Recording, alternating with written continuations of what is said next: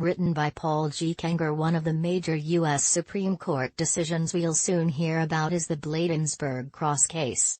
This is the case in which secularists are demanding the removal of a large cross that memorializes veterans in the town of Bladensburg, Maryland, because the cross resides on public property. It's crucial to realize that the cross wasn't erected yesterday. The Peace Cross was constructed in 1925 in honor of 49 fallen veterans of World War I. It was designed by the Gold Star Mothers and erected by the local post of the American Legion. The case is known as the American Legion v.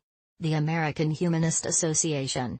The Humanists argue that the memorial is unconstitutional because it's fashioned in the shape of a cross on government property, and thus stands in violation of separation of church and state, a phrase, of course, not found anywhere in the U.S. Constitution.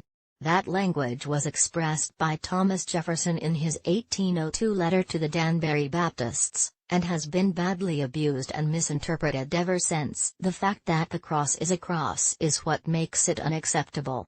Replace it with a statue of Barney the Purple Dinosaur and the Humanists would withdraw their objections. Secularists appeal to the First Amendment of the Constitution, which says, in part, that Congress shall make no law respecting an establishment of religion.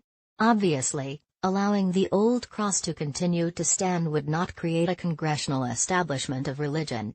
Anyone who thinks allowing this cross to remain means that the feds are conspiring to implement a national theocracy needs to have his head examined.